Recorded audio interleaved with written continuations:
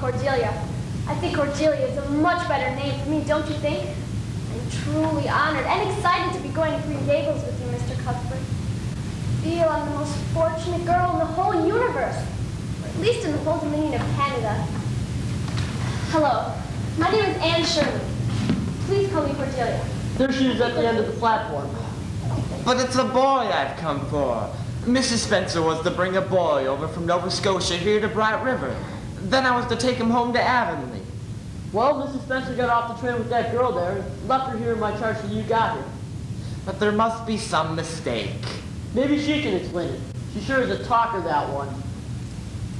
Now, you'll excuse me, Matthew, but that's the last train for the Union, and I must be going home for my supper. Oh, I do hope you are, Mr. Matthew Cuthbert. Well, now, I reckon that's me. Hello, my name is Anne Shirley, but please call me Cordelia. I think Cordelia is a much better... Yes. I heard you saying all that a little while earlier. You were talking kind of loud. Yes, we tend to do that where I come from. I was beginning to be afraid you weren't coming for me. If you hadn't, I was going to climb that big cherry tree down the tracks and spend the night in it. But you're not a boy. But I can climb all the same, and I wouldn't be the least bit afraid. I pretend the blossoms in the moonlight, the columns in a castle. Well, now, I guess I can't leave you here. I'll take you home and see what Marilla says. The horse and buggy are on back. I'll carry your bag. Oh, I can manage it. All my worldly goods are in it, but it isn't heavy. Isn't that beautiful? What? That tree over there. What does it make you think of? Well, now, I don't know. Bride, of course, with a misty veil. I don't ever expect to be a bride myself. So homely, no one would ever want to marry me. Except maybe a foreign missionary. Not only am I homely, I'm also thin. I love to imagine I'm nice and plump with dimples in my elbows. Am I talking too much? People are always telling me I do. Would you rather I didn't talk? Well, now, I don't mind talking to folks so much since I'm kind of quiet myself. Talk as much as you like. Thank you. I can already tell we're kindred spirits, Mr. Cuthbert. I can hardly wait to see Green Gables. Mrs. Spencer said there's a brook nearby. It makes me almost perfectly happy. But I can never be perfectly happy because of this. Your hair? What color would you call it? Well, red, ain't it? Yes, red. I can imagine away my green eyes and freckles and skinniness, but never my red hair. Have you ever imagined what it would be like to be divinely beautiful? Well, now, no, I haven't. Will your sister like me even though I'm not divinely beautiful? I doubt that'd bother her much. But something else might. Might bother her a whole lot. We better get home. Oh, what a lovely sound. I don't know that I'll ever get used to it. Let's hope you just get the chance. Come on now. Mrs. Spencer told me all about Green Gables and it seems like a dream. I pinch myself black and white and yellow.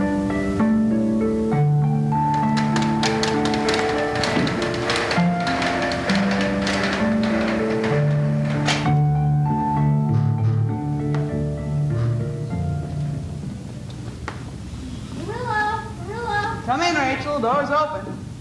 Marilla, are you all right? Well, I had one of my headaches yesterday, but I'm fine now. Why do you ask? I was at my window shelling peas this afternoon, and I saw Matthew going by with a buggy and the sorrel mare. Yes? And I haven't seen him come back yet. You've been sitting at your kitchen window for 3 hours? We had a big pea harvest this year.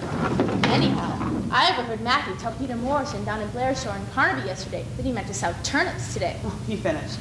And? He left. And? I guess that's about all there is to it. I suspect that's not all there is to it, Marilla. Not being the nosy type, I certainly won't pry. Well, I suppose you might as well know. Matthew went to Bright River. We're getting an orphan from an asylum in Nova Scotia. He was to come in on the 5:30 train. It should be along soon. Would you like some tea, Rachel? No tea, thank you. I'm much too flabbergasted. You in earnest, Marilla? We've been thinking about it for some time. Matthew's getting up in years, and his heart troubles him a good deal. So we sent for an orphan boy, old enough to do some chores right now, but young enough to be trained up proper. Well, Marilla, I'll tell you plain that I think you're doing a mighty foolish thing. Bringing a strange child into your home, not knowing a single thing about him. Why, just last week I read in the paper about a man and his wife who took a boy out of the orphanage, and he set fire to the house. On purpose. And I heard of another case where the adopted boy sucked all the eggs he gathered. But the worst one. They said that over in New Brunswick, an orphan poured poison down the well, and the whole family died in fearful agony. Only it was a girl in this instance. Well, we're not getting a girl. Matthew's afraid of them, and I'd never dream of bringing one up. Well, I can't wait to see how this all comes out. Look, there's Matthew and the boy pulling up now. It's hard to see him in this light, but it looks like the first thing you're going to have to do is give him a haircut. Well, I'll just slip out the back door so you and Matthew can be alone with the new boy. And I won't breathe a word about this. I'll let you two break the news. Well, Marilla, if I were you, I'd get the lid fastened real tight over the well. God, it was so pretty. No, that's not the right word. Nor beautiful either. It was wonderful. Wonderful. Oh, hello. You must be Miss Cuthbert. Matthew Cuthbert? Who's that? Where's the boy? There wasn't any boy. There was only her. We asked for a boy. Why did you bring her? I couldn't leave her at the station, no matter how the mistake came to be. Well, this is a pretty piece of business. You don't want me? You don't want me because I'm not a boy? There's no need to cry about it. Yes, there is. You'd cry too if you were an orphan. You'd come to a place you thought was home. It wasn't just because you weren't a boy. Well, don't cry anymore. We're not going to turn you out of doors tonight. What's your name? Anne Shirley. Please call me Cordelia. What's wrong with calling you by your real name? So unromantic. Fiddlesticks. It's a good, plain, sensible name. Very well. If you must call me Anne, please call me Anne spelled with an E at the end. Very well. And spelled with an E. Can you tell us how this mistake came to be? Were there no boys at the orphan asylum? Yes, an abundance of boys. Mrs. Spencer thought you wanted a girl. Oh, Mr. Cuthbert, why didn't you tell me at the station you didn't want me and leave me there? Well, I don't think If I hadn't seen the white way of delight with the lake of shining waters, it wouldn't be quite so hard to leave. What on earth does she mean? It's the new name she gave to the Elk Tree Grove at Berry's Pond. Sounds like your imagination works overtime. Come on upstairs and I'll show you where you can sleep tonight. And we'll have some supper. I won't have any, thank you. Can't eat when I'm in the depths of despair. Can you? I've never been in the depths of despair, so I can't say. But you can imagine what it would be like. I've got my hands full with the real things in life. I got no time for imagination. Come on.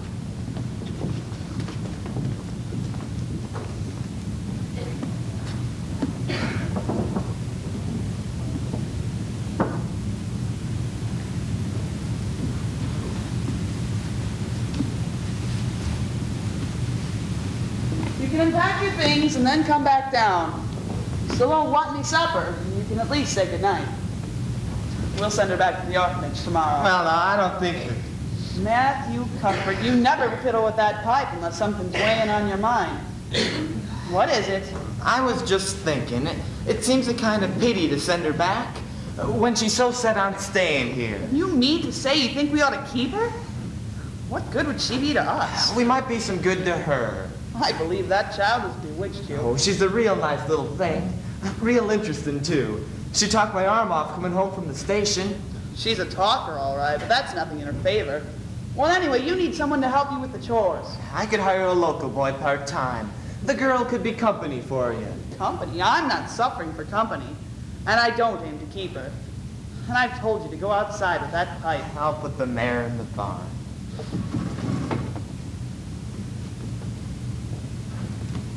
Oh, Miss Cuthbert, I love the view from the window upstairs.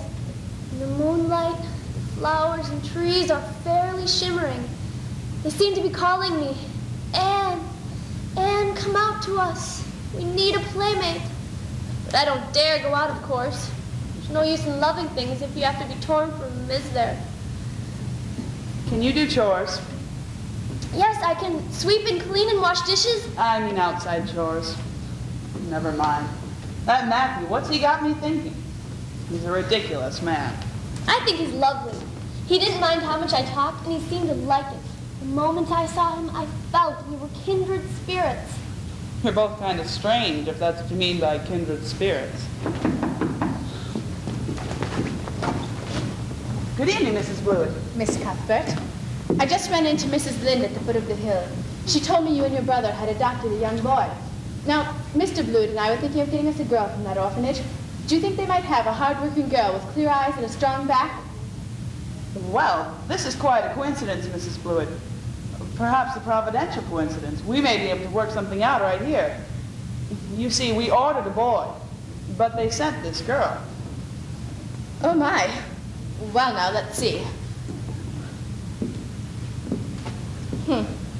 Not very stout-looking, but wiry. That'll do, I guess. If I take you, you'll have to be awful good, and smart, and respectful. I'll make you earn your keep, make no mistake about that. I have a large family, and they quarrel a lot, and the baby's awful fractious. You could take care of the whole lot for me. Yes, I think I will take her off your hands, Miss Cuthbert. If you'd like, I could take her home right now. That might be a good thing for Matthew and me to think about. You see, we hadn't absolutely decided that we wouldn't keep her. We'll let you know tomorrow. That'll do. Good night. Good night. Oh, Miss Cuthbert, did you actually say that perhaps you'll let me stay at Green Gables? Just perhaps, and no more. Well, Mrs. Blewett certainly needs you more than I do. I'd rather go back to the orphanage and live with her. Please let me stay here. I'll do anything you ask of me. Well, you might start by going upstairs and getting ready for bed. And don't forget to say your prayers. I don't know how. You've never been taught to say prayers? You love God, don't you? He gave me red hair, so I never cared for him very much. Young lady, I can see you need some strong religious training, and we'll start right now with your prayers. Kneel down here and repeat after me. Now I lay me down to sleep. Now I lay me down to sleep. Why must we kneel to pray? Wouldn't we be closer to heaven standing up? I'm sorry, Miss Cuthbert. What comes next? I pray the Lord. Well, I guess you're old enough to pray for yourself. Just thank God for his blessings and ask him humbly for the things you want. Dear Father, I thank thee for the white way of delight and the lake of shining waters. That's all the blessings I can think of right now. As for the things I want, they're so numerous. I will only mention the two most important. Please, please let me stay at Green Gables. And please let me be good looking when I grow up.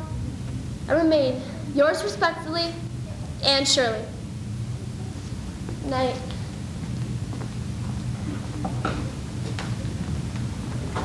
I've never brought up a child before, especially a girl, and I'll probably make a terrible mess of it. But it's about time somebody adopted that child and taught her something. As far as I'm concerned, Matthew, she can stay. Well, now. I'll try to make her useful and train her up properly, but don't you go interfering with my methods. I suppose an old maid knows more about bringing up a child than an old bachelor. Did you put the mare away?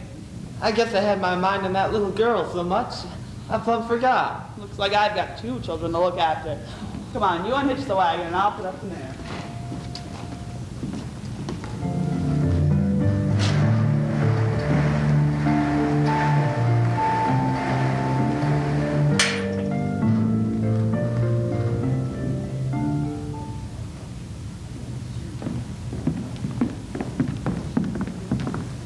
Good morning, Mrs. Lynde.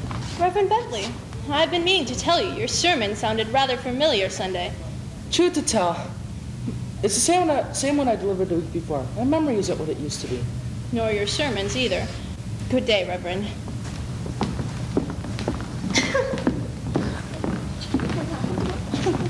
Well, Mr. Phillips and Priscilla Andrews. Mrs. Lynde! I wasn't expecting anyone but the school children out this early in the morning. That seems quite obvious. I'm on my way to the Cuthberts to look over the new boy they adopted. He'll be going to your school, no doubt, Mr. Phillips. And he'll certainly be welcome, of course. It's nice to see the teacher taking such a close interest in his students. Yes, well, I was just helping Priscilla Andrews with her geometry. How conscientious. Yes, well, Ms. Andrews, let's review the data.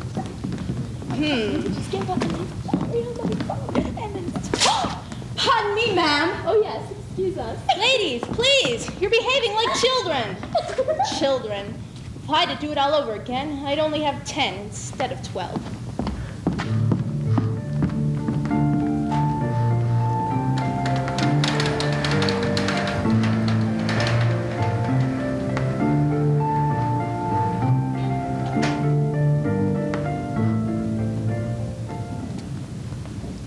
chicken feed by next week, Matthew. Better get 2 sacks this time. Miss Cuthbert, Good morning, child. please, won't you please tell me if you're going to send me away or not? I can't bear not knowing any longer. I spent the first half of the night awake and worrying, and the second half asleep and dreaming about lovely Green Gables. Well, I suppose I might as well tell you. Matthew and I have decided to keep you. That is, if you'll try to be a good girl and show yourself grateful. Why, child, whatever is the matter? I'm crying. I don't know why. I've never been happier. Can you tell me why I'm crying, Miss Cuthbert? Maybe because you're all excited and worked up. I'm afraid you laugh and cry far too easily. Yes, you can stay here and we'll try to do right by you. You'll have to go to school, you know, but summer vacation is in 2 weeks, so you can start in September. I'll try so hard to make you glad you have me. Now, what would you like me to call you? Miss Cuthbert? Or Aunt Marilla, maybe? Well, I'm not your aunt, and Miss Cuthbert sounds kind of distant, so you can call me just plain Marilla. Sounds awful disrespectful to say just plain Marilla. Not if you speak it respectfully. And you can call Matthew just plain Matthew. Thank you, Marilla. Now that I have a home, do you ever think I'll have a bosom friend in Avonlea? Oh, what kind of friend? A bosom friend. An intimate friend. A really kindred spirit to whom I can confide my innermost secrets. Diana Barry's the nearest little girl. House must be the one by the Lake of Shining Waters. Hair isn't red, is it? Couldn't endure red hair in a bosom friend. It's bad enough having red hair myself. Diana's a pretty little girl with black hair. She's also good and smart, which is better than being pretty. But her mother's a peculiar woman who won't let her play with just anybody. So you try and make a good impression. Now, while I'm fixing breakfast, you start learning this. What is it? The Lord's Prayer. It's a good place to start your religious training. Learn it by heart. Yes, I will. Oh, Matthew, thank you so much for keeping me. At first I was so happy, I was crying. Now I'm so happy, I'm laughing. Have you ever been so happy that you laughed and cried at the same time? Well, now, I don't recollect I have. Marilla gave me this prayer to learn, and it's beautiful, like poetry. Listen, Our Father, who art in heaven. It's just like a line of music. I'm so glad I'm learning it. We'll learn it and hold your tongue. Maybe you better go up to your room so you aren't disturbed by your kindred spirit. Yes, Marilla. Good morning, Rachel. Come on in. Morning, Matthew. Marilla, where's the little boy? It's a little girl. The orphan asylum made a mistake. So you're going to send her back, of course. Well, no, we're not. Matthew took a fancy to her, and I'll have to admit I kind of like her myself. But you know nothing about her, or her disposition. And you, with no experience raising children, there's no guessing how a child like that might turn out. But I don't want to discourage you, Marilla. You won't. When I make up my mind, it stays made up. Suppose you'd like to see her. Anne, come down here for a minute. It's a great responsibility you've taken on yourself, Marilla.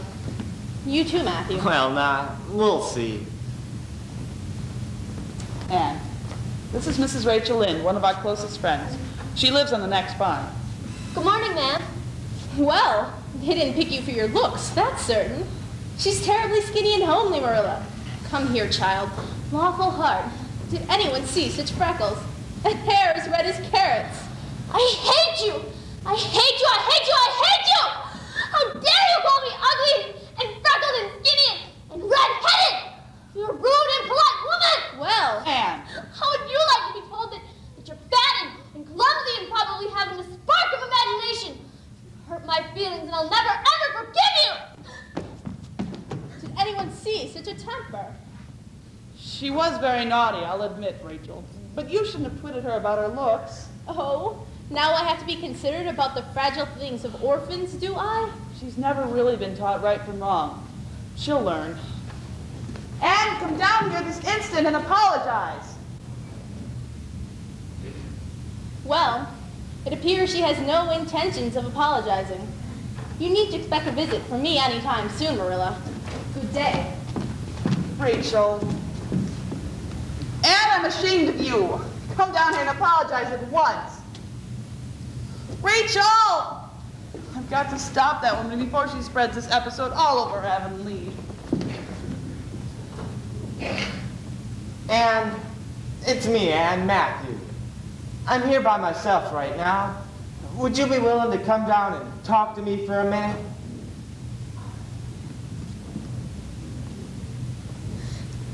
And I think you better apologize and get it over with when they come back.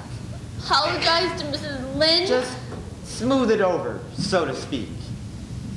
Well, I guess I could do it for you, Matthew. I am rather ashamed of myself for my lack of control, but it's so humiliating to apologize when the other person started it. Still, I'll gladly do it for you. Just smooth it over. Now here they come back. Please don't tell Marilla I said anything to you. She might think I was putting my oar in. I'll see if I can get her to come down and... Oh, Mrs. Lynde, I am so extremely sorry. I could never express my sorrow, even if I used a whole dictionary. I behaved badly toward you, disgraced my dear friends, Matthew and Marilla, who let me stay at Green Gables, even though I'm not a boy. You did tell the truth.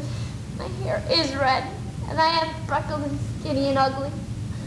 If you don't forgive me, it will inflict a lifetime of sorrow upon a poor little orphan girl. Please say you'll forgive me, Mrs. Lynde. Please. There. Get up, child. Of course I forgive you. Maybe I was a little too hard on you anyway. Don't mind me. I tend to be a trifle outspoken. Anyway, I knew a girl once with hair as red as yours. But when she grew up, it turned into a real handsome auburn.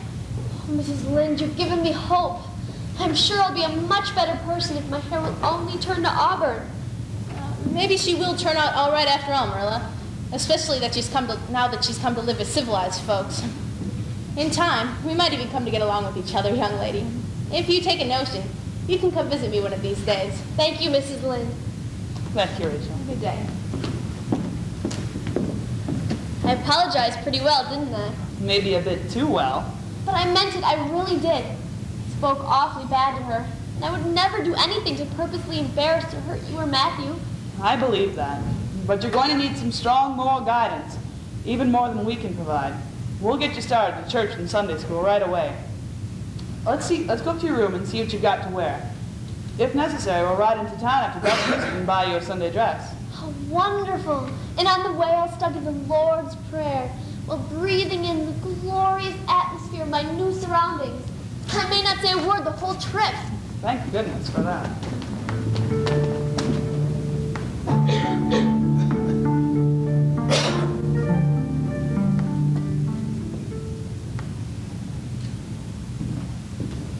Have you seen the new orphan girl the Cuthberts adopted? I've heard about her. So have I, and it isn't good. Most don't think much of her. Hasn't had much upbringing. Much?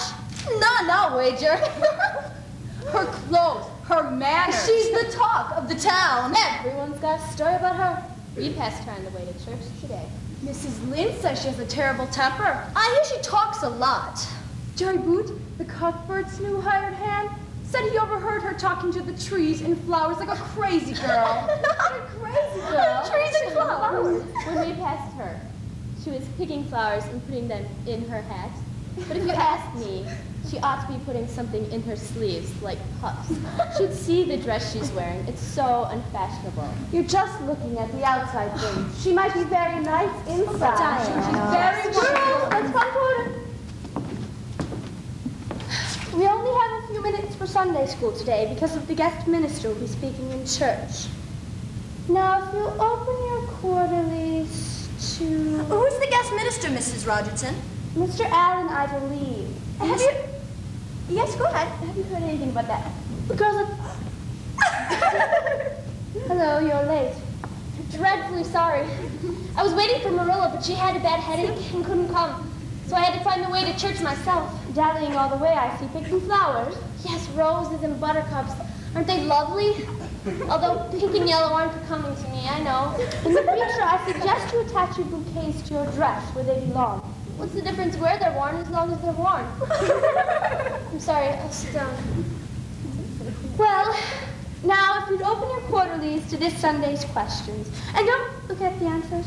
Yes, Miss Rogerson. I expect all of you, except for our new little orphan girl, of course, to know all the answers. Yes, Miss Rogers, son. Now, on which day did God create the fish and the fowl? Yes. On the 5th day, God created the fish and the fowl. That's correct. Where was Cain sent after he slain his brother Abel? Yes. Cain was banished into the land of Nod, to the east of the Garden of Eden. That's right. What punishment did God visit upon the evil serpent? All right, you again. Evil serpent was made to crawl in his belly and eat dust all the days of his life. And she doesn't even have a quarterly. Child, how long have you been studying the Bible? A week. Marilla's been teaching me. You must be a fast learner. Marilla's a fast teacher. Stand up, child. The girls in this class are encouraged to memorize and recite scriptural passages. Do you know any? Only the Lord's Prayer, but I guess everybody can do that one. I can recite the dog in his master's grave. It isn't a truly religious piece, but it's sad and melancholy and might as well be. No, I don't think that would be appropriate. I understand. But I promise by next week I'll have lots to recite. Probably the entire Old Testament. Well, it's just about time for church. Oh, one last thing. In 2 weeks, there'll be a Sunday school picnic at Mr. Harmon Andrew's field. Now, if you promise to know the answers to next week's questions, as well as our little orphan girl knew them today, I think I can persuade Miss Bella and Miss Lynde to make ice cream. Ice cream! You know the answer. Yes, Miss Rogers, son. Now, no dallying. Go straight to your pews. I understand the guest minister is quite punctual. We're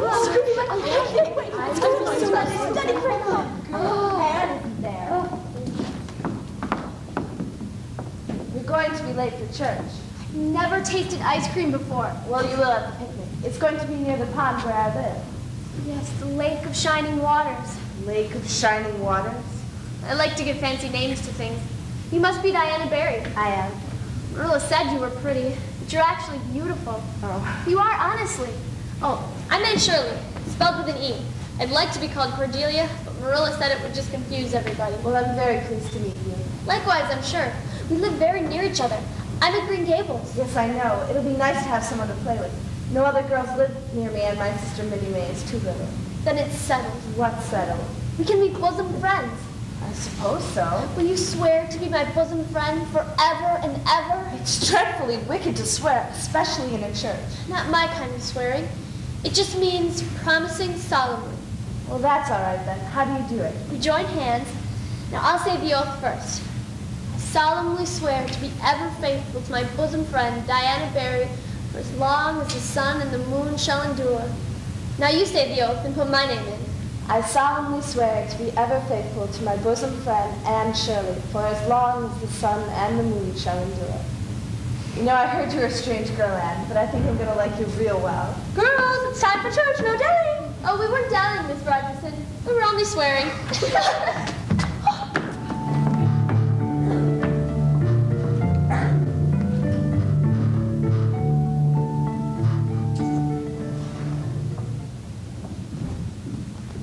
Hurry up, Anne. Your company will be here any minute, and I've got to leave.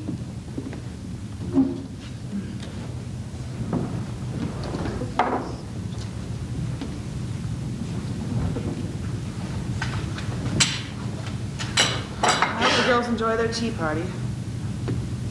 Anne, you really must hurry. Coming, Marilla. I just have to tie my bow and put my shoes on. You'd have been ready in plenty of time if you hadn't spent half the morning on the wood pile talking to Matthew. Chattering a mile a minute, taking in every word like a perfect ninny. But I had to tell him all about the Sunday school picnic. Do I look all right, Marilla? As well as you should. Oh, thank you for allowing me to wear my Sunday dress. Against my better judgment. But you have to wear your best dress when you're entertaining your best friend. It's all perfectly elegant, Marilla. Cookies, fruitcake. Are there any preserves? Oh, I had almost forgotten. I'll make the tea when Diana gets here. I think there's some raspberry cordial on the second shelf of the cupboard. You can have that too. Raspberry cordial. I'm here, Marilla. Just a minute, Rachel, I'm coming. Now, the minute Diana leaves, you'll have to get Matthew and the hired hand their supper. He should be back from the vessel pretty soon. Now remember to keep your wits about you while you're cooking. And when you do the dishes, don't get suds on the floor like you did yesterday. Now, you and Diana have a nice visit. Thank you for allowing me to have her over, Marilla. Very kind to me. There, there. Never mind your kissing nonsense. You'll please me most if you do what you're told. Time to go, Marilla. Hold your horses, Rachel. I'm coming. After dinner, you can get going on your patchwork. Maybe you can finish it tonight. I hate patchwork. There's no imagination in it. I wish time went as fast when I'm sewing as it does when I'm playing with Diana. See, is everything ready? Seems to be. The raspberry cordial. Second shelf. Peaches, preserves, raspberry cordial. Well, this must be it. And some glasses.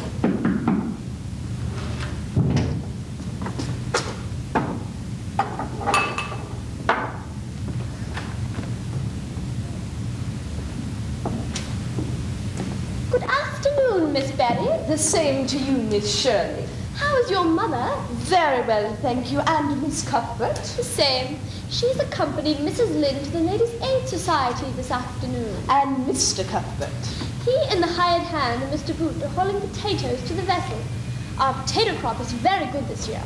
I trust your father's potato crop is good as well. It is fairly well, thank you. Oh, Diana, don't you just love to talk elegant? Yes, it's so elegant. Oh, we have ever so much to eat and drink. Do sit down. Why, thank you. And the very best is Marilla's homemade raspberry cordial. You start with some first.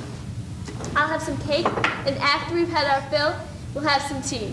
This is so much fun. I'm so glad we're friends. Bosom friends. Of course. Do you think Mr. Phillips will let us sit together when school begins, Diana? Well, he just has to. And if we're lucky, he might sit us right across from Gilbert Blythe. Who's Gilbert Blythe? Only the handsomest, smartest boy in the whole class. He teases the girls something terrible. Torments our lives out. It's wonderful. Although he won't be in school the first week. He's visiting cousins in New Brunswick. Well, I, for one, will be able to manage the first week of school without the presence of Mr. Gilbert Blythe.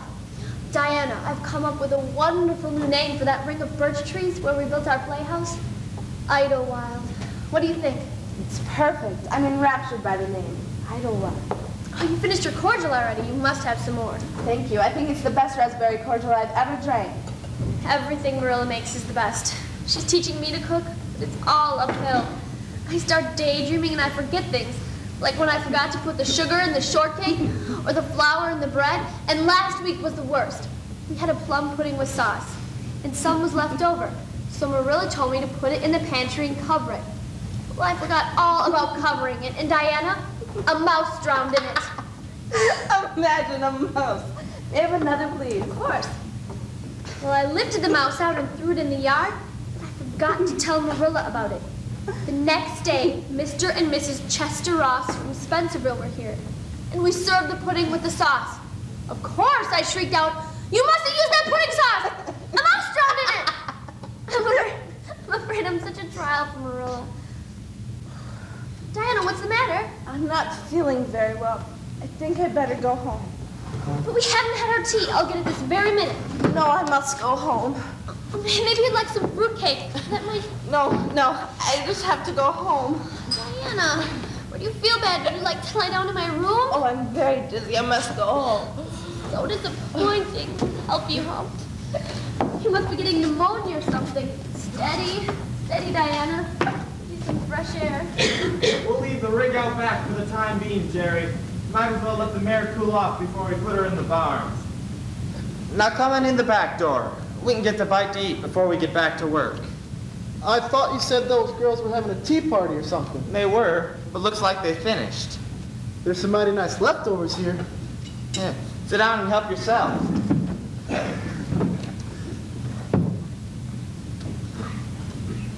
Mighty good fruitcake. And cookies. I think Ann made these herself. You're kind of fond of that girl, Ann, aren't you? Well, Jerry, truth to tell, I've always been a little afraid of women. Girls, too. Still am, for that matter. But Ann's different. She has a lot around here, and she softened up Marilla might, too. Of course, she won't admit to that. Well, we better be getting back to work. Just let me wash down this fruitcake. Hold on there. Not with this, you don't. What is it? Wine. Homemade currant wine. We only serve this up on rare occasions. I wonder what it's doing out. A glass full of 2 of this stuff would make you drunk, Jerry. Mighty drunk. Let's go. We can take care of the horse in just a minute.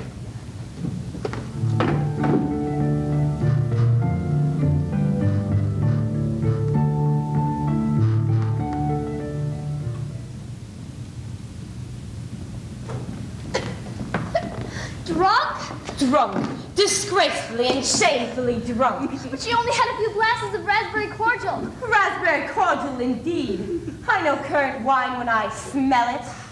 Wine? Oh, no. I must have gotten out the wrong bottle from the cupboard.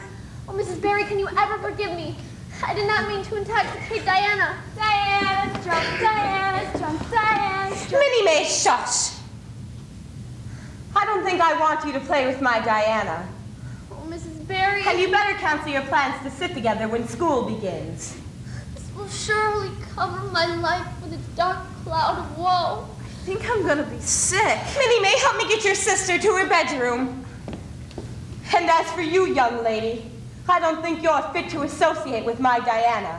So take your big words and dramatic gestures home with you. And behave yourself. Yes, ma'am. I don't think I'm gonna be sick. I know I'm going to be sick. Diana's drunk, Diana. Shush, Minnie May, shush!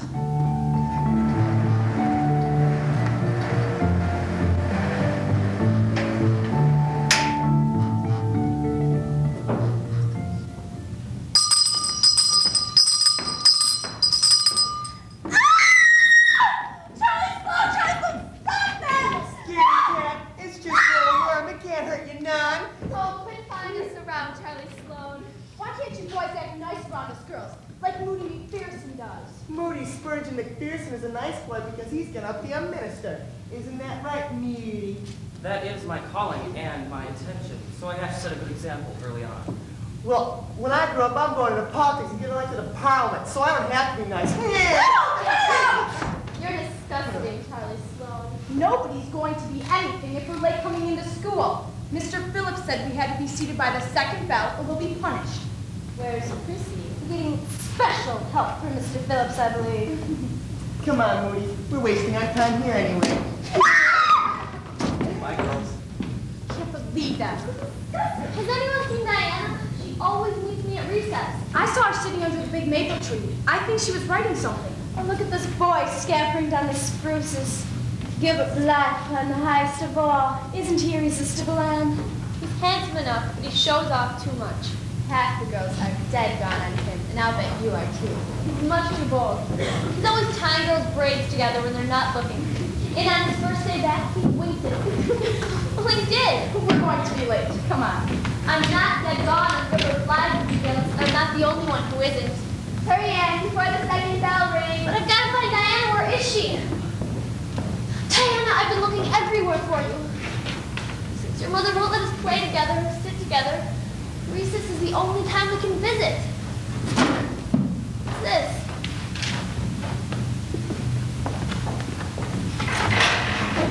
Dear Anne, Mother says I'm not to play with you or speak to you even in school or at recess. Please don't be cross at me because I love you as much as ever. I miss you awfully to tell my secrets to. I made you bookmark out of red felt. When you look at it, remember me. Your true friend, Diana Barry.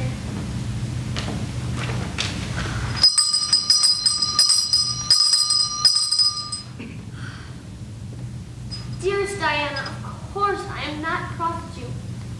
You must obey your mother's orders. Our spirits can still commune. Yours until death do us part. Anne or Cordelia, surely. P.S. I shall sleep with your letter under my pillow tonight.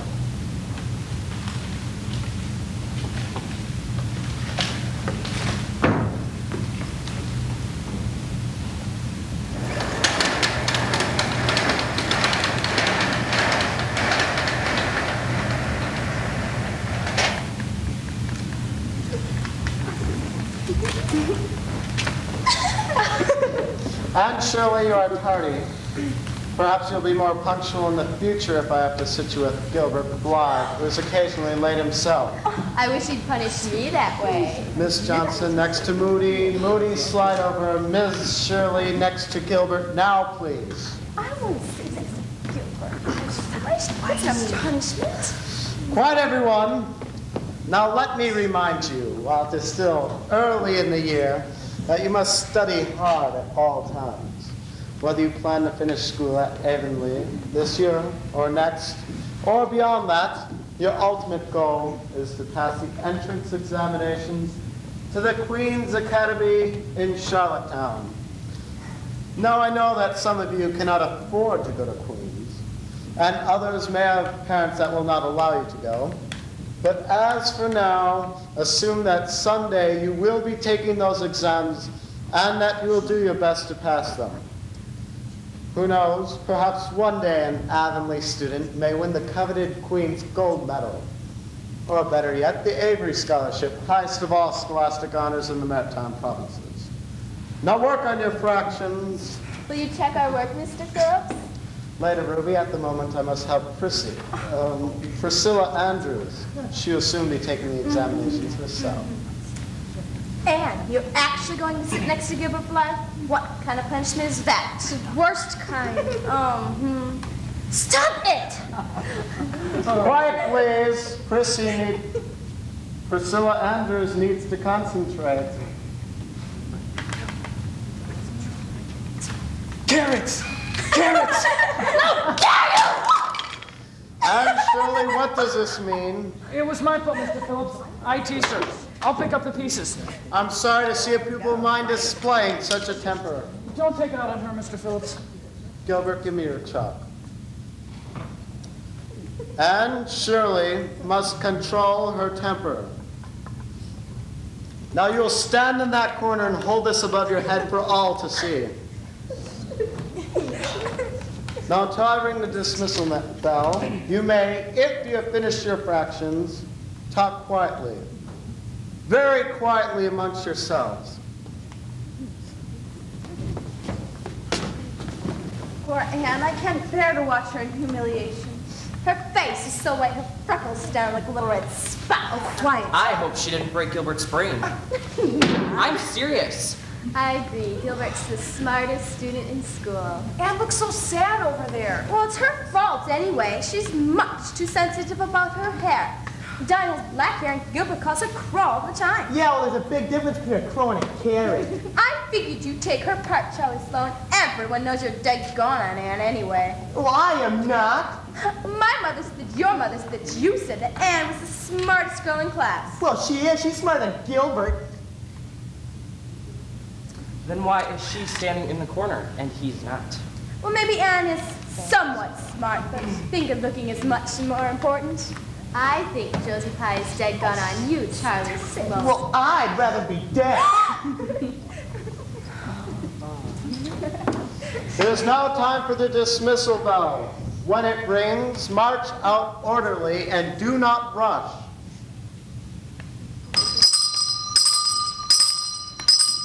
Now, your teacher's pet. Oh, be quiet, you child! That's true, isn't it? Oh, Anne.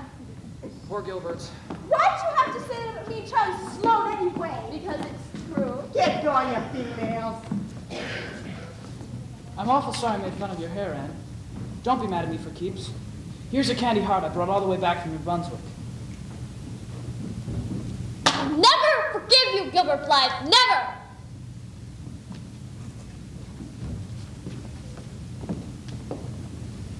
No, Diana, you mustn't speak to me. You must obey your mother's wishes.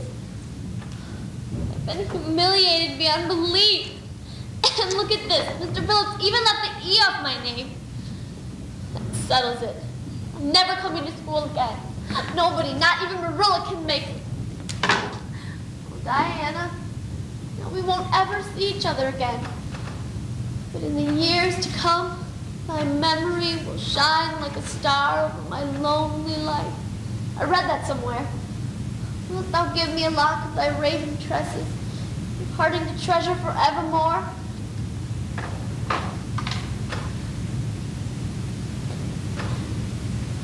Now you must go, lest we be seen together.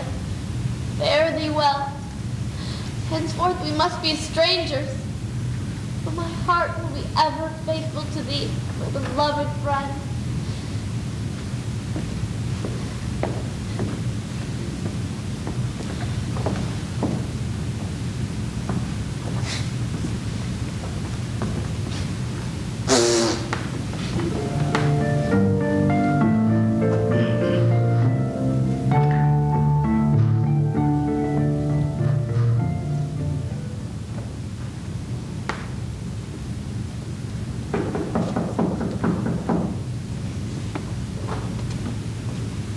Rachel. Come on in. Well, Matthew, is Marilla ready? She'll be down in a minute. She's just tending to Anne. Is the little thing sick? If she is, it's probably over that business about quitting school. But I'm glad you took my advice and didn't make her go back. Anyway, she's not missing much. That Mr. Phillips is a terrible teacher. If his uncle wasn't a trustee, he wouldn't have the job. Let's just hope he leaves this year and Priscilla Andrews goes to Queens. You think Anne will ever want to go back to school? Of course. And the less fuss made about it, the quicker she'll go. Well, when she does, I'd like for her to have a nice dress to wear, like the other girls. Matthew Cuthbert, for once I agree with you. The way Marilla dresses that child is positively ridiculous. Maybe you could pick her out something from over at Blair's in Carmody. I'll give it to her as a Christmas present. That way Marilla will have to let her wear it. Pick her out something real pretty. And if I can't find one I like, I'll make it myself. With them fluffy things on the sleeves, like the other girls wear. Puffs, of course. It'll be the latest fashion. Sorry to hold you up, Rachel. And Mrs. Lynde's here. Come down and say goodbye to us. We'll be gone a couple of days. You ought to come with us, Matthew. Half the town's going. Might be your only chance to see the Premier of Canada in person. Matthew's not big on political rallies. Maybe he's just afraid I'll embarrass everyone. Why ask the Premier why he won't give women the vote. Goodbye, Marilla and Mrs. Lynde. Have a nice trip to Charlottetown. Lawful heart, child. What are you doing wearing that old granny cap? She doesn't have headlights, does she? No, she's fine. Well, come here, child, and let me see if your hair has turned to auburn yet. No, it's still red. We'd better get going, Rachel. We've kept your husband waiting long enough. Marilla, is that a lock of loose hair on your coat? Lawful heart, it looks green. Can't be, Rachel. No such thing as green hair. There now, Anne. It's gonna be all right. She spread it all over Avonlea. She saw the green hair. But she doesn't know where it came from. A peddler on the street told me it would turn my hair a beautiful black. He lied to me. Shouldn't have listened to him. He sure told the truth when he said it wouldn't wash out. Well, Marilla did the right thing by cutting it off. Right down to the roots. It'll grow back. Better than ever, I'll bet. Mr. Cuthbert? Yes, that's right. I'm Miss Susan Stacy. Yes, please come in. Won't you sit down? No, thank you. I'm rather in a hurry since I'm calling on several families today, although a number seem to be on their way to Charlottetown. You must be Anne. Yes, Miss Stacy. I've heard a lot about you. Good things, I might add. I'll come straight to my business, Mr. Cuthbert. It is possible that the teaching position in Avonlea may become available this next year. Is Mr. Phillips leaving? It's not definite, but I've been encouraged to apply. I'm from Montague, and I'm a Queen's graduate. I was second runner-up for the Queen's Medal, and I may have gotten the Avery Scholarship had Queen's been given one the year I graduated. I don't say this to boast, but merely to state my qualifications. You sound qualified to me. Why don't you start right now? Thank you for your votes of confidence. I like Avonlea, and I'd like to teach here. But I'd like to teach students with goals and ambitions beyond Avonlea. Would the best and brightest wish to continue at Queen's or a similar institution? Would their parents or guardians be willing to pay for their children's education at such a place? I certainly don't expect an answer from you now, but if the opportunity arises again, I'll call on you. Miss Stacy, I don't go to school now, but I might if you were the teacher. Well, that wouldn't be until next year. You'll miss a lot if you stay out till then. I have my reasons for not going. I'm sure you do. But do those reasons outweigh your desire for knowledge and the dreams that knowledge can bring? Oh, I'm so sorry. I've overstepped my bounds. Please forgive me. I enjoyed our brief visit. Good day, Mr. Cuthbert, and I hope we meet again. Yes, Miss Stacy, so do I. I'd send you to a place like Queen's even if I had to rob a bank to do it. Oh, Matthew. But I think we could scrape enough together without resorting to robbery. Of course, you wanted to go to Queen's with your friends, you'd have to get back to school pretty soon. That man humiliated me. Everybody laughed at me. I'd be mighty proud if you passed them entrance examinations one day.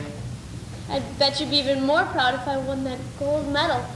Or even the Avery Scholarship. I'd be mighty proud, of course. But the main thing is just to do your best. Even when you don't feel like it. That'd make me the proudest.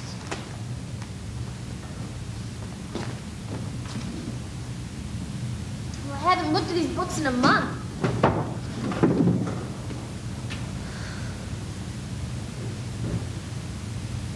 I hate geometry. I hate Mr. Phillips, and I hate school. I'm not going back. Oh, Anne, you don't... And father went to Charlottetown yesterday. They'll be gone until tomorrow. I'm overjoyed to see you, but you shouldn't disobey your mother while she's gone. It's Minnie May. The French girl that's staying with us, Mary Jo, says Minnie May's got pneumonia and the croup, only she doesn't know what to do, and neither do I. Matthew? I never took care of a young one before. Well, I have. At the orphanage, we had to take care of each other lots of times. I once helped a pair of twins through a horrible sick spell. And you go with Diana. I'll fix the doctor in Avenue. I think he went to Charlottetown like everyone else. Matthew will find somebody. I'll take this bottle of Ipecac in case you don't have any at home. Please hurry. Minnie May is coughing something terrible, and she looks just awful. I'm afraid she may be dying. You won't let her die. Come on, Diana. What's all the commotion about, Matthew? Hitch up the mare, Jerry. I have to get to a doctor for the little Barry girl. I may have to go all the way to Carmody. I'll get right on it. Well, if I can't find a doctor, Ann will just have to handle things herself. Hope that little girl's gonna be okay. Oh, the Watsons lost their youngest to pneumonia about this time a year ago. Sad, sad thing.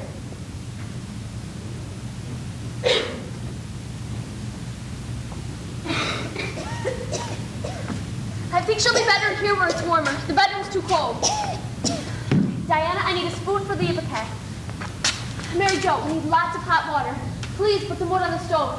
Oh, I did not know what to do, Miss Anne. Minnie May is so ill. Mary Jo, the water quickly. Yes, right away. I'll do the best I can, Miss Anne. We need some soft flannel cloths. Do you know where they are, Diana? Yes. No, I don't know. Look in a bottom drawer somewhere. Mothers keep things like that in bottom drawers. Oh, Anne. Don't cry, Diana. I've seen lots worse than this. She'll be fine. Now go get some cloths. All right. Poor thing. This is worse than anybody I've ever seen. Fever a mile high. Minnie May, wake up. You've got to take this medicine. Wake up, Minnie May. You've got to cough up that phlegm. This will help you. Swallow it, Minnie May. There you go. Good girl. Again. You've got to get every last bit of this down you before the night is over. Poor thing.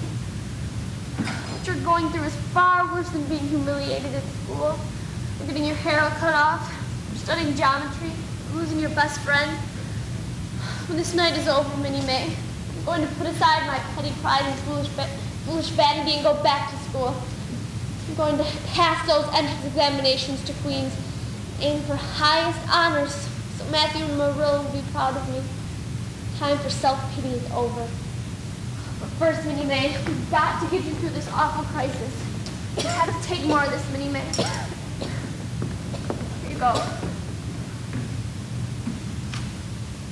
Is she going to die? Not if we do all we can and pray. I think there's a Bible verse that goes, God's in his heaven, all's right with the world. Keep saying that over and over, and get some more cloths and some more water. Quickly, hurry! God's in his heaven, all's right with the world.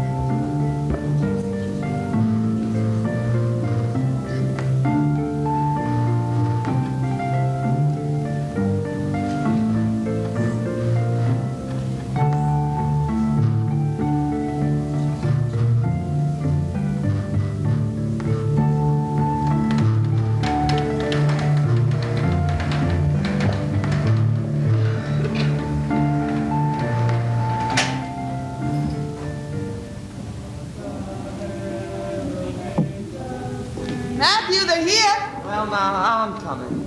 How did that look? You'll see soon enough. Now let the folks in. Merry Christmas, Tom. Merry Christmas. Wow, that was some mighty fine singing, everyone. You deserve a reward. We've had so many already. At the Blythes, the Spurgeons, the Pies, the Gillises. And we have 3 more stops to make. Where's Anne? Still getting ready. Exciting evening, isn't it? For everyone, I reckon. She has to look perfect tonight. She's the star of the program. She's one of the stars. Ruby's reciting 2, and so is Gilbert. Anne says you're singing a solo, Diana, and that you're real good. But I'm not nearly as good a singer as Anne is a speaker. When she recites, "Curfew shall not ring tonight," it sends chills up and down my spine. Well, she's been practicing it all over the house today. Didn't hardly have time to open her presents. Minnie May, did you bring in Anne's gift? I left it out in the sleigh. Well, go get it. We're mighty thankful to have Minnie May with us this Christmas. If it wasn't for Anne, we don't know what we'd do. Well, Anne was very grateful to you when you asked her forgiveness regarding that other matter. I'll never forget how she ran out of here when you said she could play with Diana again. And they were sitting together the very next day. And when Anne came back to school, her hair made her look like a scarecrow. Well, her hair sure grew back faster than a scarecrow's. Merry Christmas, everyone. Merry Christmas, Anne. Anne, your dress is beautiful. A perfect color, just right for you. Lovely, Anne, lovely. Matthew gave it to me. It's a perfect Christmas present. And you've got puffs. This is for you. Thank you, Minnie May. It's lovely. It's for your hair. It even matches my dress. How did you know? Rachel Lynde was involved. Need I say more? Well, we better get going. We have 3 more people to pick up. I hope we can fit them all in 2 buggies and a sleigh. Would you like to ride in my rig, Anne? No, thank you, Gilbert. I'll go with the berries. Since Anne is staying at the Barrys tonight, Matt and I will go in our own buggy. We'll see you at the concert then. All right, we'll see you. So. Bundle up, Minnie May. There you go. Careful, be ball. You're going to be the prettiest girl there, Anne. Thanks to Matthew and your family, I adore this ball. She looks awful pretty in that dress. It was a nice present, Matthew, though I'm not sure she needed another dress. Which will make a good impression when she's reciting tonight. Oh, she speaks her poetry real well. She's a bright child, Matthew. I'm awful proud of her, but I'm not going to tell her so. Well, I'm proud of her, and I did tell her so. I think she's smart enough to pass the entrance examinations of the Queen's Academy, when the time comes. Mrs. Barry said they were going to keep Diana in school right here in Avonlea. Oh, Queen's gives a mighty fine education. For a mighty fine price. Oh, I reckon we could afford it somehow. Well, we don't have to think about it for a while. But we ought to keep our minds on it. They must be stopping at the Andrews now. Guess we better think about going. Now I know why you've been sitting here gabbing so much. You didn't want to have to join in the singing. Well, now, you're right. For land's sakes, I never saw a man so shy. And before Anne came, the only people you were comfortable around were me and the sorrel mare. Well, now, maybe the mare, anyhow. That's enough. Let's get going.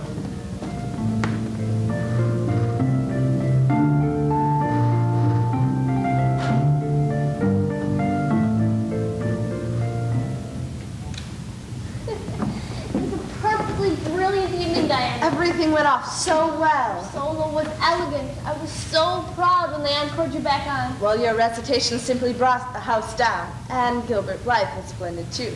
He looked at you the whole time he was reciting. I didn't notice. Oh, Anne, isn't it wonderful? We can stay up as long as we like. Curfew shall not ring tonight. Why don't we go to the bedroom and read? It'll be special since we get to use the guest room. Let's race and see who gets there first, all right? First one to land on the bed is the winner. Then we'll put on our nightgowns and read far into the night. This is so much fun. Get on your mark. Get set, go! Oh! Merciful goodness, we've done it now. Who was that?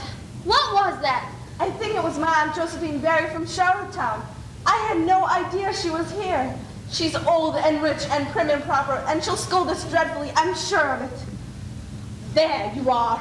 You are the worst behaved girl I have ever seen. Your parents ought to be ashamed of the way they brought you up. Oh, Miss Barry.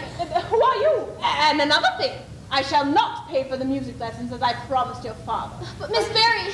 Who are you? And another thing, I shall not stay the 2 weeks as planned. I shall return to Charlottetown tomorrow, taking with me the monetary considerations I have had for this family. Oh, Miss Barry. Who are you? And another thing, who are you? My name is Anne Shirley. I live at Green Gables, and this was all my fault, Miss Barry. Jumping on your bed like that? Diana is a very ladylike girl. You mustn't blame her. I mustn't. Eh? It was only in fun. Please forgive us, Miss Barry. Please forgive Diana and let her have her music lessons. If you must be cross with anyone, please be cross with me. In my early days as an orphan, many people were cross with me, so I can endure it much better than Diana. Only in fun, you say? That's all. We had no idea you were in there. You have no idea what it's like to be awakened from a sound sleep after a long journey by two big girls bouncing up and down on you. I can imagine, just as I'm sure you can imagine, how a little orphan girl who never had the honor of sleeping in a guest bedroom would be in such a hurry to jump into bed. Well, I suppose your claim to sympathy is as strong as mine. You seem like an interesting girl. And you, Miss Barry, might even be a kindred spirit, even if you don't look like one. Well, maybe you can come by sometime this week and tell me bits about yourself. Then you're not leaving in the morning, Aunt Josephine. No, I'll stay the 2 weeks as planned. I want to make sure that I'm here for your first music lesson. See if I'm getting my money's worth. Good night, Aunt Josephine. Thank you, Anne. I'll be eternally grateful. Well, it was my fault. Mrs. Lynde says I'm too impulsive. But when something flashes into your head, you just have to do it. It's so exciting. If you stop to think it over, you spoil it all. Girls, I'm glad you're still awake. Oh, Diana, your Aunt Josephine came to visit while you were at the concert. Your father gave her the guest bedroom. Girls, please go to bed. And whatever you do, don't wake your Aunt Josephine. That may mean the end of your music lessons, Diana. We wouldn't dream of waking her, Miss Barry. Wouldn't dream of it at all.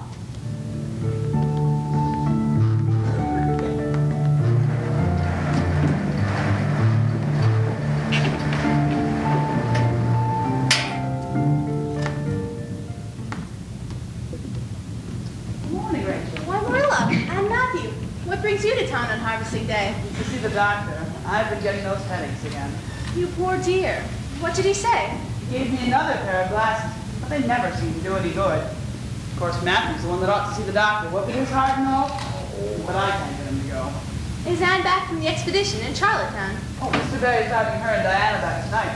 It's nice of Josephine Barry to let the girls stay with her. Well, I always thought the woman was an old sourpuss, but she sure took a shine to Anne. Like everybody does. Matthew, I saw your rig parked outside the general store, and that old mare looked awful thirsty to me. Well, we need to be getting home anyway. Come on, Marilla. Well, why don't you go water the mare, Matthew? I need to talk to Marilla about a new recipe I'm trying out. She'll be right along. Now, Marilla, you take 2 cups of sugar and 4 cups of flour and... All right, it's gone. Marilla, does Matthew still have his money in the Abbott's bag? Every penny we've got. I hear the bank's a little shaky. Mr. Abbott's getting awful old, and he's letting his nephews run the bank. You might think of putting your money someplace else. I'll mention it to Matthew. Thank you, Rachel.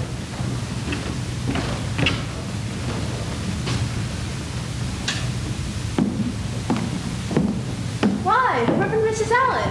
Out for a stroll? Well, good morning, Mrs. Lynde. Mrs. Rachel Lynde. So very sorry, Mrs. Lynde. But I'm sure I'll have everyone's name before long. I told my husband I'd memorize the congregation's names, and he memorized the Sunday sermons. And very good ones they are, too. I miss Reverend Bentley's sermons, of course, but I had his memorized even before he retired. Let's see. The people you were just talking to. The Cuthberts. Correct. Their girl is in my Sunday school class. And when I asked the pupils to tell their favorite Bible verse, Anne said hers was, God's in his heaven and all's right with the world. But I reminded her that the poet Robert Browning wrote that. But we both agreed it probably should be in the Bible. She certainly is a fine, intelligent young lady. Of course she is. I practically raised her myself. We're very pleased to be in heaven, Mrs. Lynde. Oh, well, it's a new day in this town with all the comings and goings. We'll even have a new school teacher this fall. A woman of all things. I'm for giving women the vote, but I don't know if we ought to be giving them our schools. Could be a dangerous innovation. Of course, Canada's going through dogs anyhow, with the way things are being run in Ottawa, but no one asked me, so I just keep my thoughts to myself. Good day, Reverend. Mrs. Allen, enjoy your walk. Good day. Good day. I think I'll remember her name now, dear.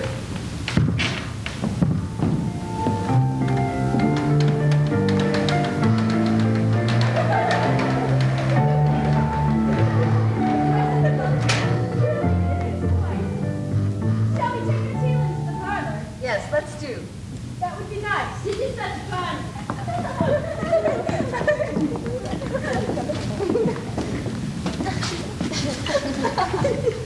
Well, this is to be our last convening until school begins. I still look forward to our new teacher. As do I, although it was a sad day when Mr. Phillips announced he was leaving. But not too sad. It's such a pity. We all cried. Convincingly, I thought. You know, this gathering has been absolutely divine. I can think of only one thing that would make it even better. And what would that be, Prissy? A small, friendly game of I dare you. It's my time to dare you. That's already exciting. Diana? Well, all right. We'll make our dares as we finish our tea, and then we'll go out into the garden and do them. Yes, splendid idea. Ruby Gillis, I dare you to climb that big willow tree outside the front door. But it's full of green caterpillars. I know. That's why I dared you. All right, I will. Good God. Jane Johnson, I dare you to hop around the garden on your left leg without stopping. But I don't have good balance. I know. That's why I dared you. Very well, I will. Good job. Josie Pye, I dare you to walk along the top of the wooden fence that surrounds the garden. I've got my slippery shoes on. That's why I dared you. All right, I will. And I dare you, Anne Shirley, to walk the ridgepole on top of the roof. She can't. But high places make Anne dizzy. So? She might fall off and be killed. Josie, you can't dare anyone to do something that dangerous. Anyway, Josie, you've already given one dare, and that's all you're allowed. Do it, Anne. I must do it. My honor is at stake. It's far too dangerous. Don't do it. Let's go. I'll even be first. I shall walk that ridgepole or perish in the attempt. Oh, good girl, Anne! She's going to do it. I've got to see this. Josie could be dangerous. So? Wait, someone's got to help me take these cups back in the kitchen. Mother will kill me if I don't. Who am I talking to anyway? There she goes! Good girl, Anne. Sit on the ridgepole. She's taking your dagger to proper Josie Pye. I can hear her on the roof. Be careful, Anne. The slant on the roof is very steep. Look at her up into the ladder. There she is! She's up on the roof. She showed you, Josie Pye. Come out and look, Diana. Come down now, Anne. Don't wait for me to see. Why is she swaying? Look off the ground! Anne, be careful! Look out! If you fall, try to land on the Virginia Creek.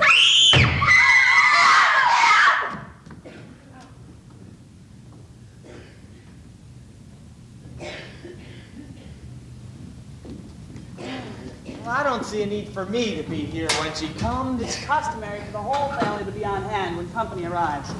Now button the top button on your shirt. Oh, it ain't the preacher himself. It's only his wife. Land's sakes, I never saw a man so afraid of women. I ain't afraid. I just need to get the cows fed. She'll only be here a little while. And anyway, there's something I need to talk to you about before she comes. There's some talk that the Abbott Bank is a little shaky. And that's all it is. Talk. Papa kept his money in the Abbott and it was safe all those years. Times are changing. I'd feel safe if we put what we got over in the savings bank. Just think about it, will you, Matthew? Mrs. Allen, come in. Hello, and how are the Cuthberts today? As well as could be expected. Have a seat, Mrs. Allen. Thank you. And Mrs. Allen's here. How is she managing these days? Pretty well, I guess, under the circumstances. It sure perked her up when I told her you were coming. She even baked a cake special for you. How thoughtful. Later on, I know she'll want to show you her flower patch out in the garden. Did Anne also tell you that we both have the same favorite poet, Robert Browning? Oh, her and her poetry. It must have been all she read when she was little. It seems that some old widow gave a batch of poetry books to the orphanage, and it must have been the only reading matter they had. I think Browning very accurately describes Anne in his line. The good stars met in your horoscope and made you spirit, fire, and dew. Oh, that's our Anne. Hello, Mrs. Allen. Why, Anne, you're hardly handicapped at all. Matthew made this pair of crutches for me. They're quite a work of art. Now sit and rest that leg. Well, let's have some cake. Anne, I'm very honored that you made this cake for me. You know, I did come by today since it is the first day of school, and I figured you might be a little down in the dumps. That's very thoughtful, Mrs. Allen. But I won't be out of school too much longer. My leg will be better in just 2 more weeks. And Miss Stacy, she's our new teacher, said she would try to drop off my assignments before I start back with something wrong. Mrs. Allen, don't eat any more. Not even to be polite. Anne Shirley, what on earth did you put in this cake? Nothing but the recipe was wrong. It's horrible. Taste it yourself.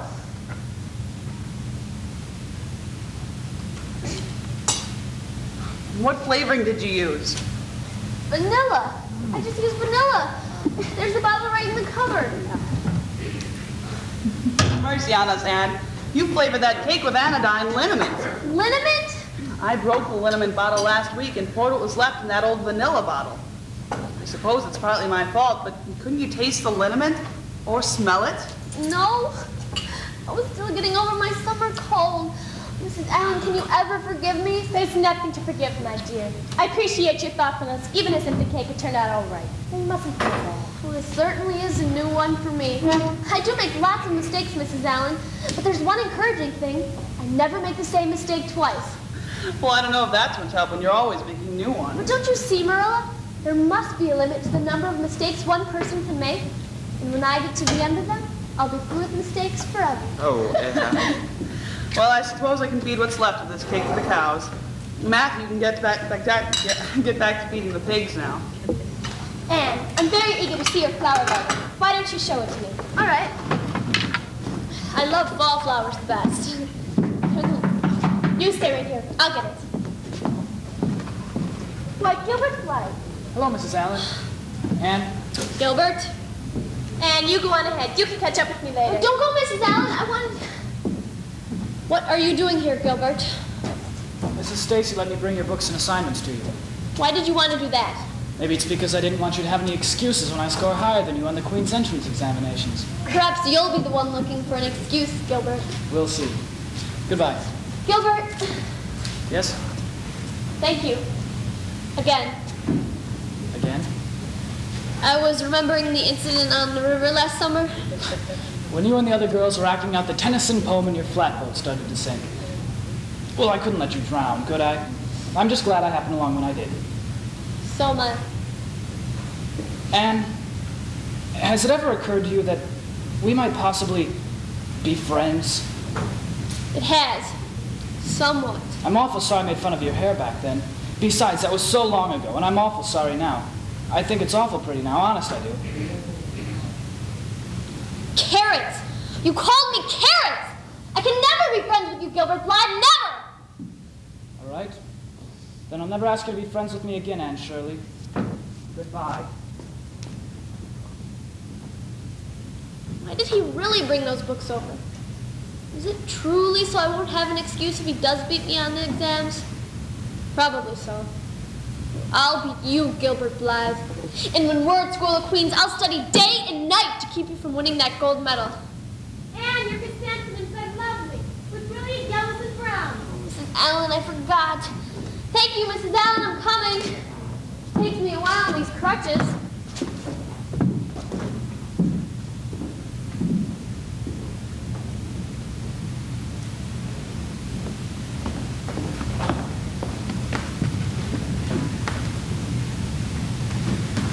Dearest Diana, here it is Tuesday night, and I'm writing as I promised. I'm here at your Aunt Josephine's. It was so kind of her to let me stay here while I take the Queen's examinations.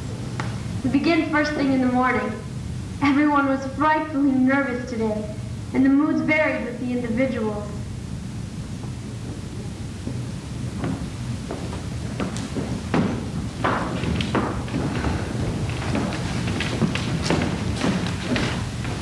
My hands are as cold as ice. Feel my hands, Josie.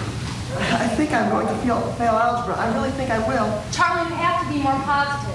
All right. I know I'll fail algebra. I know I will. I've been studying with Anne. I'm sure she'll do well. She knows everything. Even if she does pass, I don't think she can handle the grind of being a teacher. Anyway, Gilbert will do better in the exams. What about Prissy? Who cares? Well, you know, Charlie Glover bet Ned Wright a whole dollar that Anne would beat you, Gilbert. The Bible says we shouldn't bet. Where does it say that? 12 times 6 is 72. Moody Spurgeon, what are you doing? It's saying my multiplication tables. 12 times 9. He's been saying them for 3 hours. It steadies my nerves and makes me calm. Now don't interrupt. 12 times 10 is 120. Come back, Gilbert. I have to talk to you. Hello, everybody. I'll be around to pick up at your rooms early in the morning, so you should all get a good night's sleep. I know you wish to study all you can, but I recommend that you not cram Relax and clear your head. And I suggest you begin by going uptown for ice cream all around. Ice cream is my treat. I'm very proud of you all, and I wish you the best of luck tomorrow. Come on. Ice cream will help. Studying helps more. I just can't learn anymore. You never could. 12 times 1 is 12. Oh, Diana, if only the geometry examination were over. But as Mrs. Lynde would say, the sun will go on rising and setting whether I fail geometry or not. I think I'd rather it didn't go on. I wish so much that you were here with me. Yours devotedly, Anne. Diana, come help me with these dishes. They won't wash themselves, you know. Coming, Mother.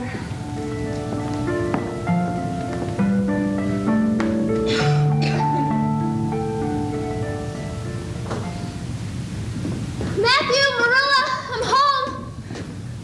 Home. How lucky I am.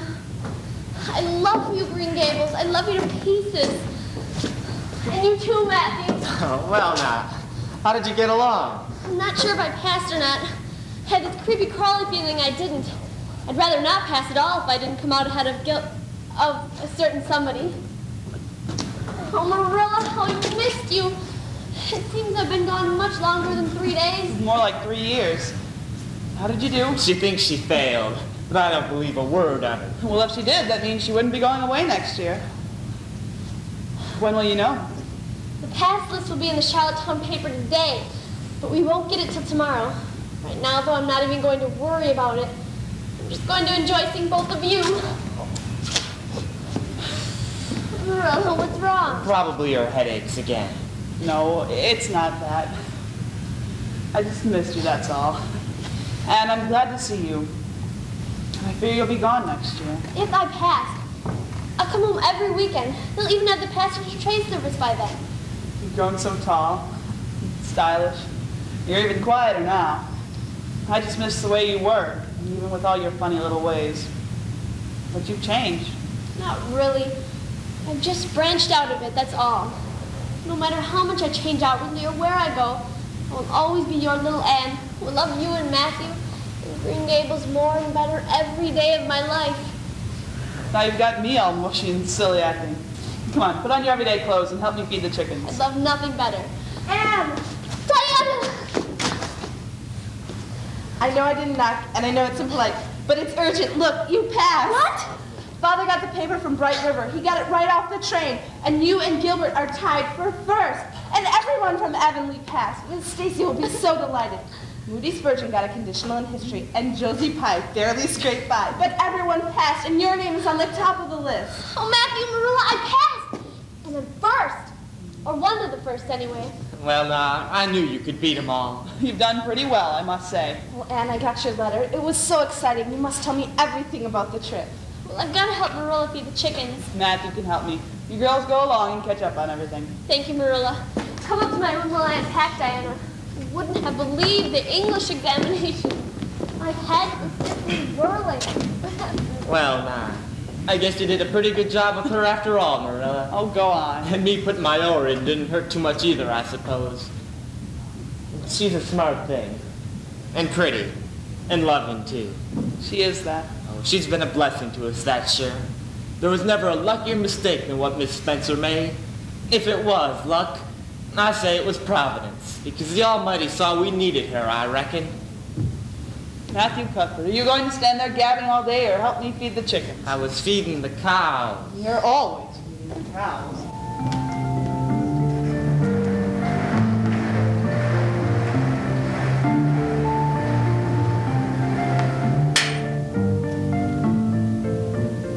We'll wait for you by the benches, Josie. Hurry, Josie. It won't be daylight much longer. Fine. Charlottetown is much more exciting after dark. Why is she getting so fancied up anyway? She hopes to see her French professor in town. And why not too simply a duck? I prefer men my own age. Like Gilbert Black. I've seen him carrying your books, Ruby. Josie, are you ready? I just need some help with this necklace.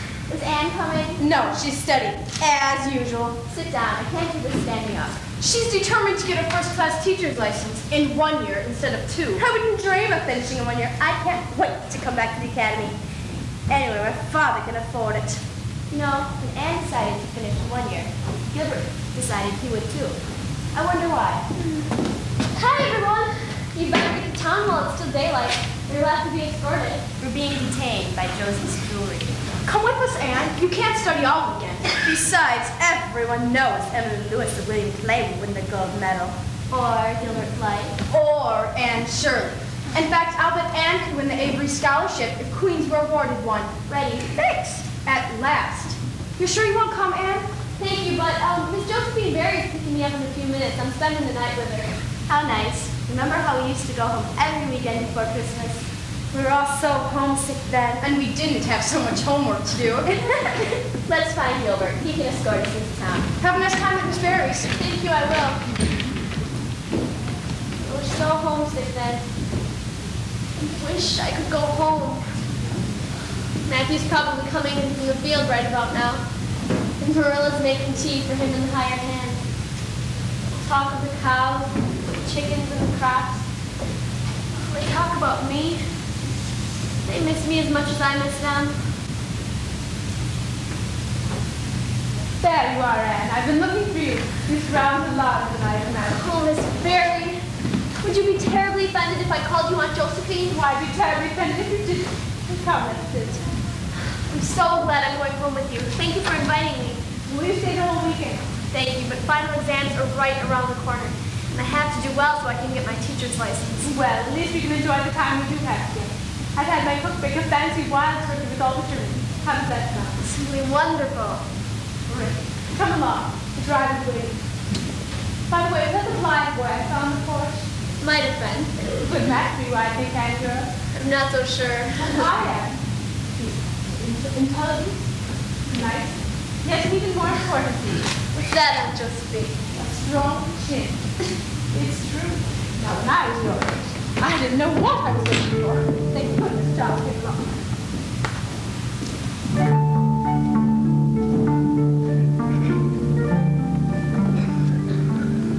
I think it's this way. Don't you know? You brought her to the academy.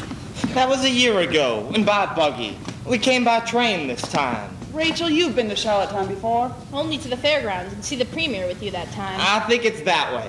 Well, if all else fails, we can always ask somebody. Miss Cuthbert, Mrs. Lynde, you're going the wrong way. Miss Stacy, you're a beacon in the fog. We haven't seen you since you left Avonlea. Oh, I wouldn't miss the graduation of the best students I ever had. I only wish I could go on to college. We just wish we had the money for it. Queens was about as much as we could handle. Who can afford to send their child through college? Josie Pye's father could, but I doubt she'll ever graduate from Queens. I understand the teaching position at Avonlea is vacant again. Yes, and Gilbert Blythe has applied for headmaster. We haven't had a man there since Mr. Phillips. Imagine me calling Gilbert a man. Well, come, follow me. We don't want to be late. We'll find a place for your luggage.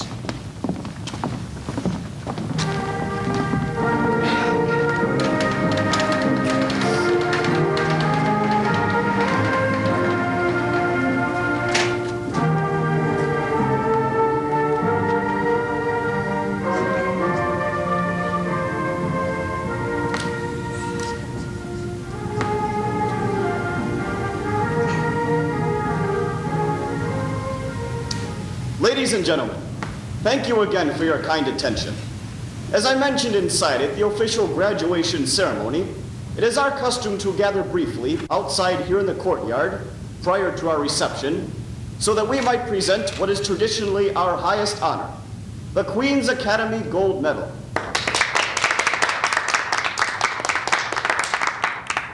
I am very pleased to announce this year's recipient, a student who has shown outstanding qualities, both personally and scholastically.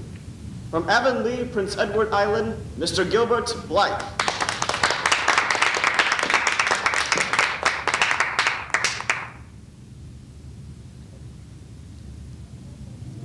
Congratulations. Thank you, sir.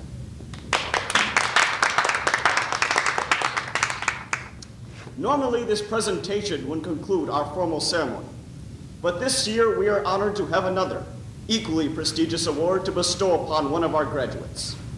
As many of you know, the late Mr. Neville Avery of New Brunswick left a part of his fortune to endow scholarships among the various high schools and academies in the Maritime provinces according to their respective standings.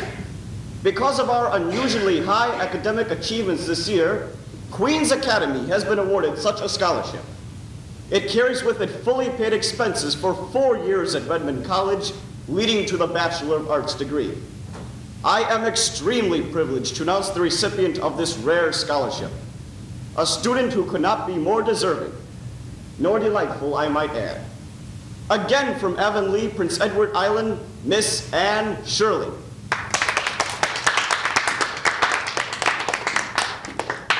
Thank you, sir. Thank you. You earned it, Miss Shirley.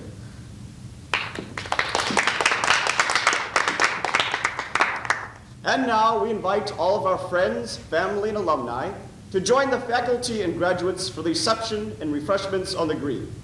This year's graduation is now officially concluded.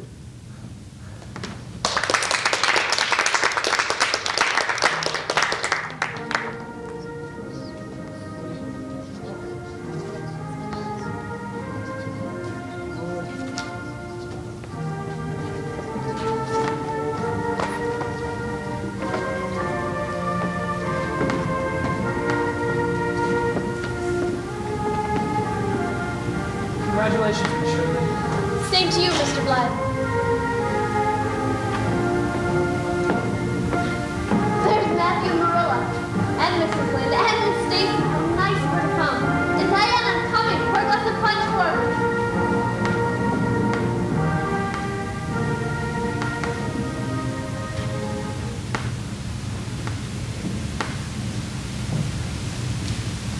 Well, it's nice to be back. We've only been gone 2 days. Guess that's about as long as I've ever been away. Well, I'm glad we have a hired hand anyway. Looks like Jerry took care of things all right while we were gone. Where's Anne? Still gabbing with Diana, I reckon. It was nice of the Berries let her come home with us. Well, I'm really proud of her getting that scholarship. That takes care of a lot of things, Matthew. I'm coming. I'll be right over as soon as I unpack.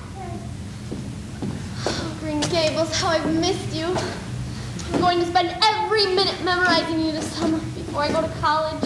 I'll get the luggage. Marilla, I'll go get it. No, child, you rest a little. You've earned it. To take a first-class teaching license and that Avery scholarship all in 1 year? Well, well. I better check the mail, then get back to work. Oh, Matthew, let's all take a rest today. I don't know. There's always so much work to do on a farm, even with a hired hand. I just wish I'd been the boy you sent for. I'd be able to help you so much this summer before going to Redmond. Well, now, I'd rather have you than a dozen boys. I guess it wasn't a boy that took that scholarship, was it? It was a girl. My girl. My girl that I'm proud of. Marilla, at least I can help you get those to my room. The headaches again? They come and go. But next week the specialist is coming to the island, and this time I'm going to see him. These bags are heavier than when you left. I brought home all my books. Some of the kids sell them or give them to friends. I couldn't part with a single solitary one.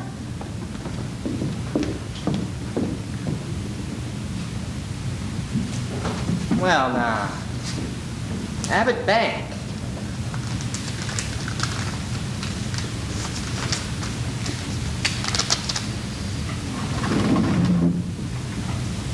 Oh, my God.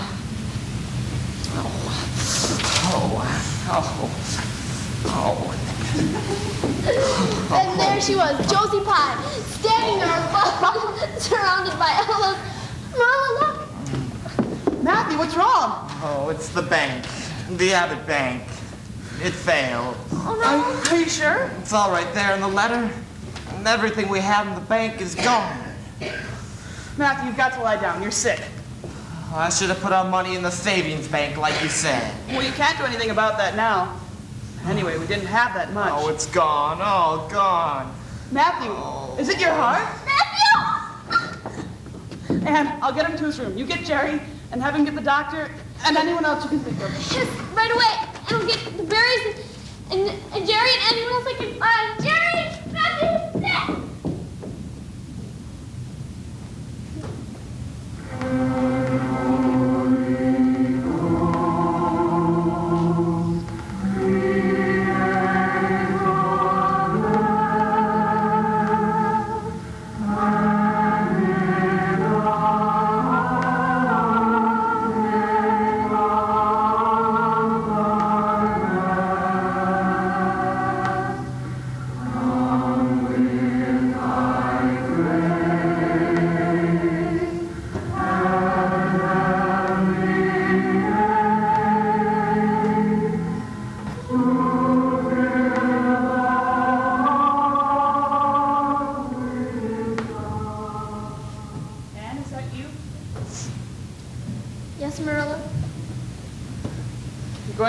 for church.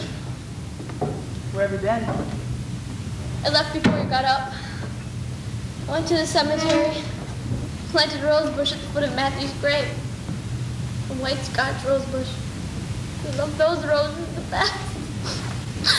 Oh, Marilla, what are we going to do without him? We'll just have to do with each other now. I hope you know that I love you as much as Matthew did.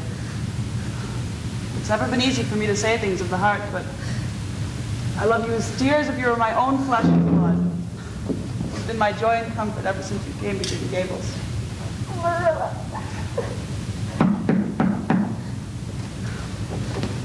Come in. Why, Mr. Sadler? Morning, Miss Cuthbert. Just came down from Carmody to visit my uncle here in Avonlea, and I thought that we might talk. Yes, well, we were just going to church. Of course, Sunday is not the most appropriate day to discuss business. I'll just drop by tomorrow. Morning, you both. Morning, Mr. Sadler. Marilla?